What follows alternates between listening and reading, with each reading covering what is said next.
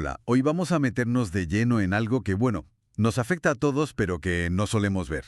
La calidad de la luz, de la electricidad que llega a nuestros enchufes. Exacto. Tenemos aquí un análisis técnico, basado en normas como la IEEE 1159 y la 519, que habla de las perturbaciones más típicas en la red eléctrica. Eso es. La idea es entender un poco qué son estas cosas, estos fallos, por qué pasan y sobre todo, claro, qué podemos hacer para protegernos. Sí, para entender por qué a veces parpadean las luces así de repente, o por qué un aparato deja de funcionar sin más. Mm, Porque la electricidad ideal, la que sale en los libros, pues es una onda senoidal perfecta, estable.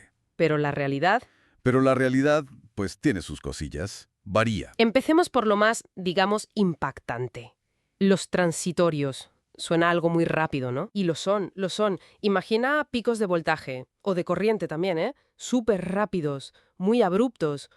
Pueden ser más del doble del voltaje normal. Una barbaridad. El doble. Sí, sí. Y duran poquísimo, microsegundos o milisegundos.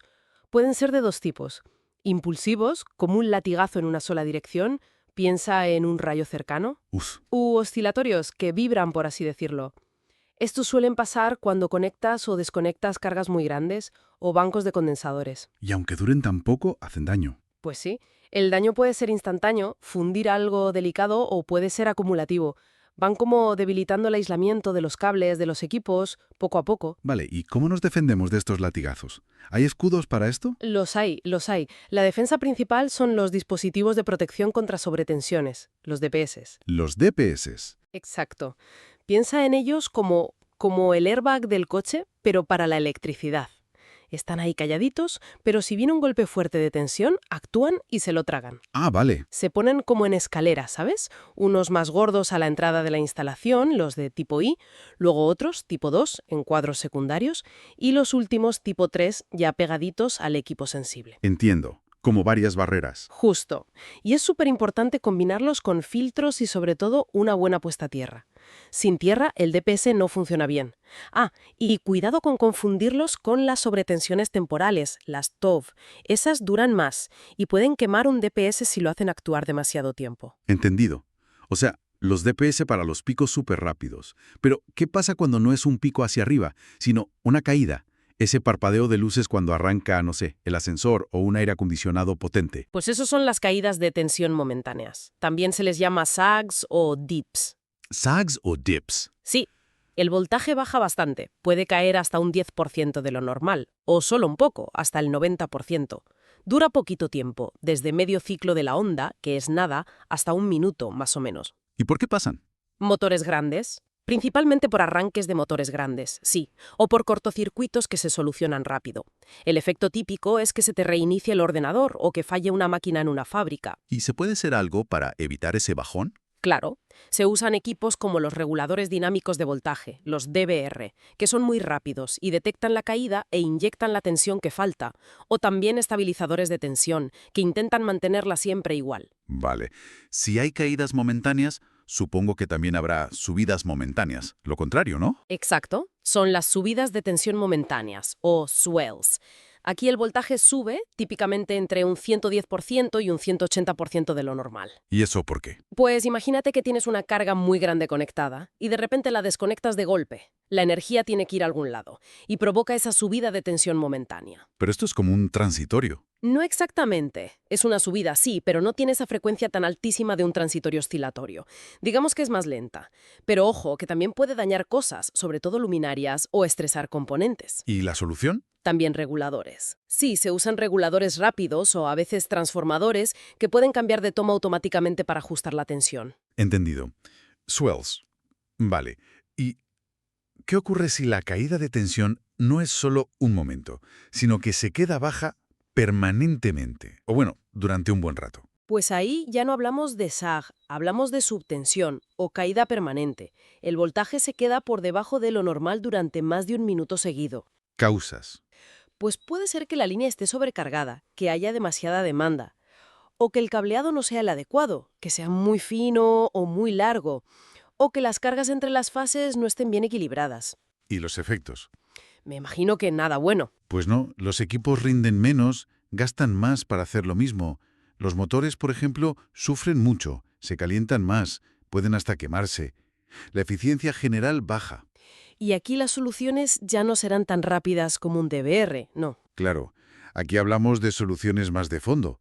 Pueden ser reguladores automáticos de voltaje, los ABR, o en las subestaciones, transformadores con cambiador de tomas bajo carga, los OLTC, que son como grifos automáticos de tensión para la red. Vaya. O a veces la solución es más simple, ¿eh? Mejorar el cableado, poner cables más gordos o repartir mejor las cargas entre las fases. Tiene sentido. Y para saber cuánto aguantan los equipos, sobre todo los delicados como los de un centro de datos, se usa una gráfica que se llama la curva ITIC.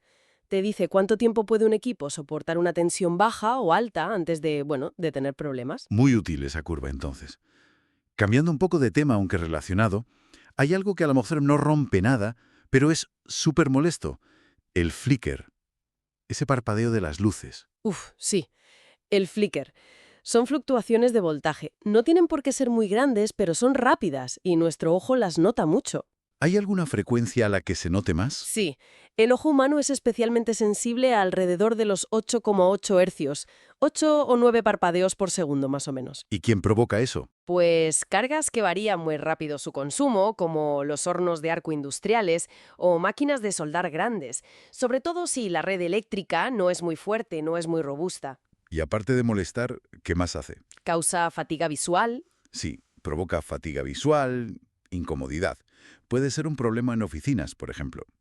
Y se mide. Hay unos índices, el PST y el PLT, que cuantifican cómo de molesto es ese parpadeo.